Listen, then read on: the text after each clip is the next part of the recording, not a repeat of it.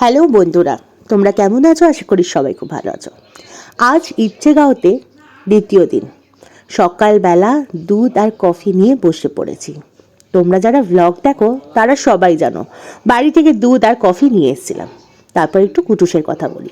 কাল রাতে ছেলেটা একদম ঘুমাতে পারেনি, একটু করে ঘুমিয়েছে আর অসম্ভব চিৎকার করেছে।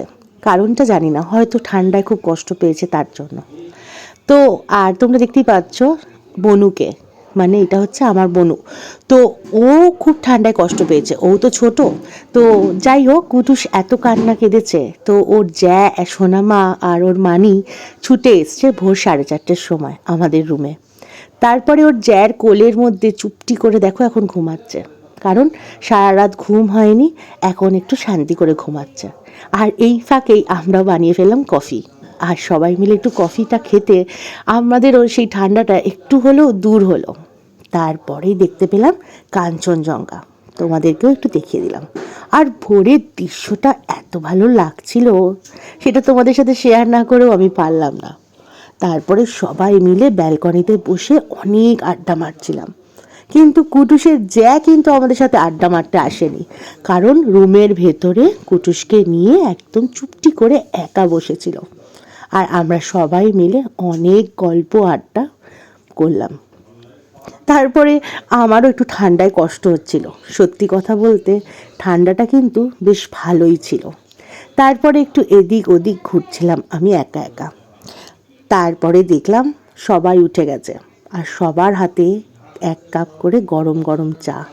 কি যে ভালো লাগছিল ভোরের এই দৃশ্যটা, তোমাদেরকে কি বলবো। আর ওই যে দেখো পুচকুটার হাতে একটা ছোট্ট ডগি। মজার বিষয় কি জানো, ওর নামও রূপ, আর কুটুসের পাপার নামও রূপ। কাল সারা রাত যখন কুটুস কাঁদছিল, তখন আমি ওর পাপাকে রূপ রূপ করে ডাকছিলাম, আর ওই ডগিটাও ভেবেছিল ওই ডগিটাকেই ডাকা হচ্ছিল। তাই সারা রাত অসম্ভব চিৎকার করেছে এই ডগিটা। সকালবেলা উঠে যখন আমি জিজ্ঞাসা করলাম এই পুচকি মেয়েটাকে যে ও সারা রাত এরম চিৎকার কেন করছিল, তখন বলল ওর নাম রূপ। তো আমি যেহেতু চিৎকার করে রূপ রূপ করে ডেকেছি কুটুসের পাপাকে, ও ভেবেছে মনে হয় ওকে সারা রাত আমি ডাকছি, তাই আমার ডাকে সাড়া দিয়েছে। তারপরে আমরা সবাই মিলে এখন এখানে দাঁড়িয়ে দাঁড়িয়ে সবার মুখ থেকে ধোঁয়া বেরাচ্ছিল, তো এইটা নিয়ে আমরা নিজেরা হাসাহাসি করছিলাম। আর দেখতে পাচ্ছ বনুকে, বনু ঘরের কম্বলটাই মুড়ি দিয়ে চলে এসছে, কারণ ও কিন্তু খুব শীত কাতুরে। তারপরে এখন আমরা সবাই মিলে একটু চা খাবো, কারণ দিদি জিজ্ঞাসা করেছিল এখন কি চা দেবো, তো আমরা বলেছিলাম হ্যাঁ দিয়ে দাও, কারণ ঠান্ডা লাগছে, সাথে যদি একটু গরম গরম চা পাওয়া যায় তাহলে কিন্তু মন্দ হয় না।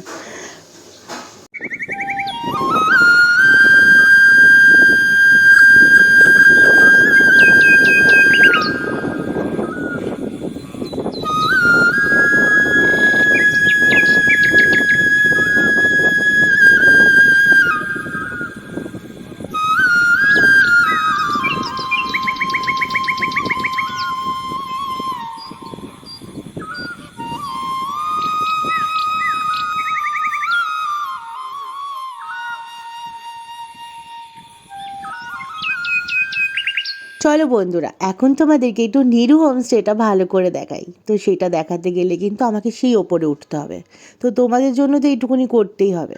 আর জানো তো ঠান্ডায় আমার হাতটা প্রচণ্ড কাঁপছিল, তাই জন্য ভিডিওটাও কিন্তু একটু কেঁপে গেছে, কষ্ট করে তোমরা দেখে নিও। তো চলো এখন আমি দেখো বাইরে দিকে যাচ্ছি। আর এই হোমস্টেটা কালকেই তোমাদের ব্লগে বলেছিলাম, এত সুন্দর ফুল দিয়ে সাজানো না, এই ফুলগুলোর জন্য হোমস্টেটার সৌন্দর্য সত্যি অনেক বেশি সুন্দর হয়ে গেছে। আর দেখো এখানে হচ্ছে 3টে রুম, টোটাল 7টা রুম আছে। আর আমরা যে দিকটায় আছি সেদিকে আছে 4টে রুম, তাহলে টোটাল 7টা রুম হলো তো। আর এই যে পুচকিটাকে জিজ্ঞাসা করছিলাম যে তুই স্কুল যাবি না, মানে হিন্দিতেই জিজ্ঞাসা করছিলাম, তখন ও বলল যে ডিসেম্বর মাসে নাকি ওদের এখানে সমস্ত স্কুলই বন্ধ থাকে, তার জন্য এখন ওর ছুটি, তাই ও সকালবেলা ঘুরে বেড়াচ্ছে।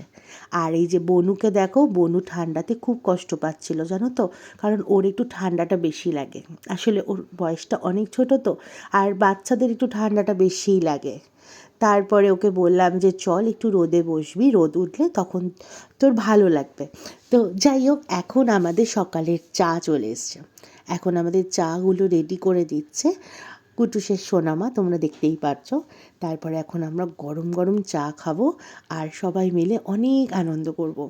আর সেটাই কিন্তু আমরা করছিলাম।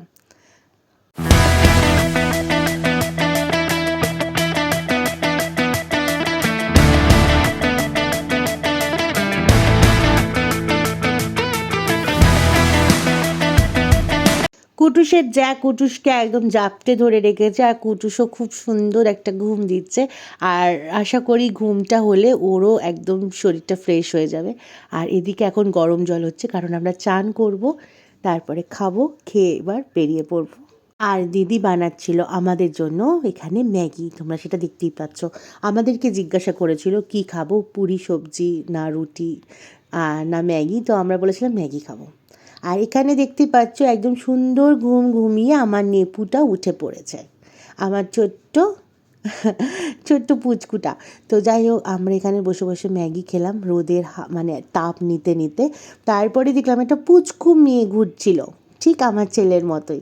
তো ওকে আমি বললাম, ওই একটা দিদির কোলে ছিল, আমি বললাম যে ওকে নিয়ে আসো।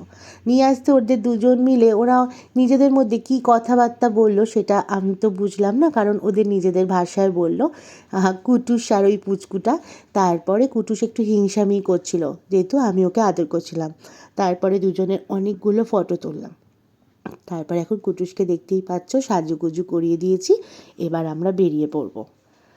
তো যাই হোক, কবে আসবো আবার জানি না, যদি ভাগ্যে থাকে তাহলে আবার আসবো ইচ্ছেগাঁও, কারণ আমার সত্যি খুব ভালো লেগেছে।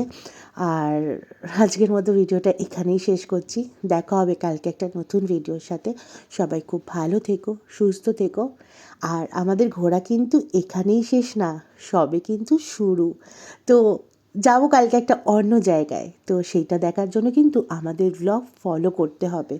আর ভিডিওটাকে কিন্তু অবশ্যই একটা লাইক কমেন্ট শেয়ার করতে হবে, আর আমাদের চ্যানেলটাকে সাবস্ক্রাইব করতে হবে। তো চলো, এখন গাড়ি চলে এসছে, এবার আমরা বেরিয়ে পড়ি জুলুকের উদ্দেশ্যে। অপেক্ষায় থেকো নতুন ব্লগের জন্য। টাটা।